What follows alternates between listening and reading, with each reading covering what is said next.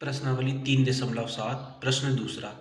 एक मित्र दूसरे मित्र से कहता है कि यदि मुझे आप 100 दे दो तो मैं आपसे 2 गुना धनी बन जाऊंगा। दूसरा उत्तर देता है यदि आप मुझे 10 दे दो तो मैं आपसे 6 गुना धनी बन जाऊंगा। दोनों की संपत्तियां क्या क्या हैं।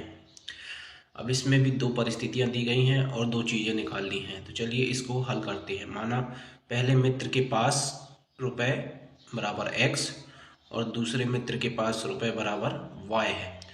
अब प्रश्नानुसार पहली परिस्थिति देखते हैं। पहली परिस्थिति में क्या बोला गया है। पहला मित्र बोलता है यदि मुझे आप 100 दे दो तो मैं आपसे 2 गुना हो जाऊंगा। मतलब अगर पहले मित्र को x जो पहला मित्र है उसको अगर 100 मिल जाए और तो वो दूसरे मित्र का 200 गुना हो जाएगा। तो और ये 100 कौन दे रहा है, ये दूसरा मित्र दे रहा है। तो यहाँ पर x धन 100 हो जाएगा क्योंकि इसको 100 मिला, और y ऋण 100 क्योंकि इसने 100 दिया।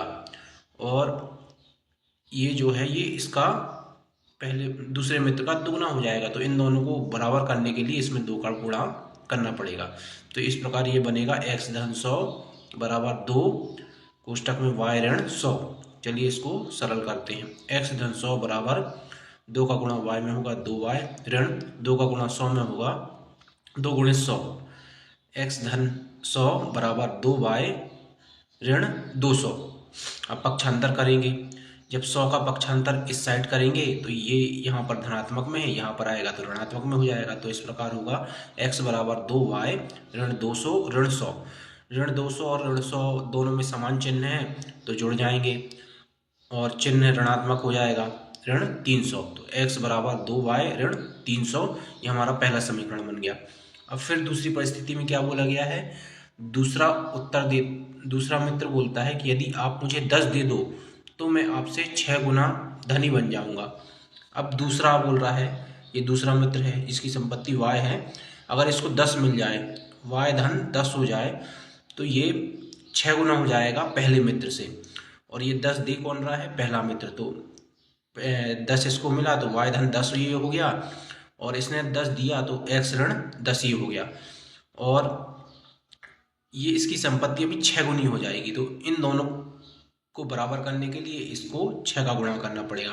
तो इस प्रकार हमारा ये समीकरण आएगा y धन 10 बराबर 6 गुणित x ऋण 10।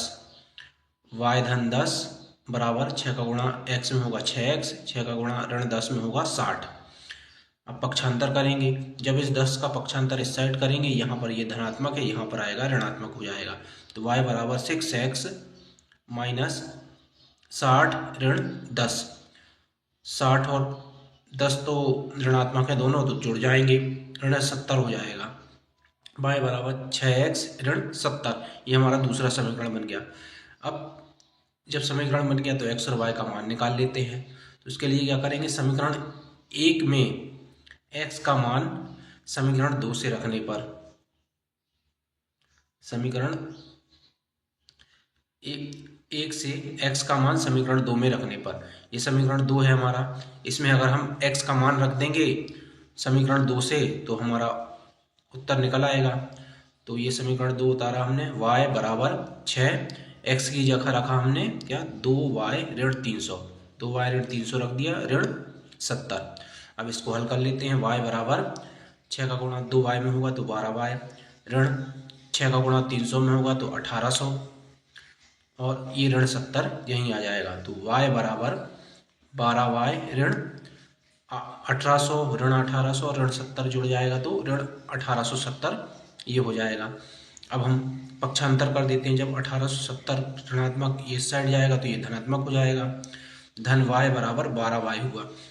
अब फिर पक्षांतर करेंगे। इस y का पक्षांतर जब इस साइड करेंगे तो यहाँ ये धनात्मक है, यहाँ ये ऋणात्मक हो जाएगा। तो 1870 बराबर 12y ऋण y हो जाएगा। तो 1870 बराबर 12 में से 1 y जाएगा तो 11y बचेगा। अब 11y है तो 11 ये गुणे में है, तो इस साइड जब पक्षांतर करेंगे तो भाग में हो जाएगा। तो 1870 बटे 11 हो जाएगा बराबर y। 1870 में 11 से भाग देने पे आता है 170, तो y बराबर हमारा 170 हो जाएगा। अब जब y का मान निकाल लिया हमने तो x का मान और निकाल लेते हैं। तो समीकरण 1 में y का मान रखने पर, समीकरण 1 ये हमारा x बराबर 2y ऋण 300, इसमें y का मान रख देंगे। तो x बराबर 2, y की जगह रखेंगे 170 ऋण 300, तो का गुणा 170 में करने पे 340 हो जाता है। तो x बराबर 340 ऋण 300, 340 में से 300 जाएगा तो 40, तो x का मान 40 आ गया और y का मान 170 आ गया। मतलब पहले मित्र की संपत्ति 40 रुपये है और दूसरे मित्र की संपत्ति 170 रुपये है। चलिए इसको हम जांच भी कर लेते हैं उत्तर की। तो इसके लिए क्या करेंगे, ये पहला समीकरण है, इसमें मान रख देते हैं दोनों चीज़ का। x का मान हमारा 40 है और y का मान 170 है, तो 2 गुणित 170 हो जाएगा 340। तो 340 में से 300 घटाने पे कितना आता है 40, और जो हमारा x का मान निकल चुका है। अब दूसरे समीकरण से भी करके देख लेते हैं।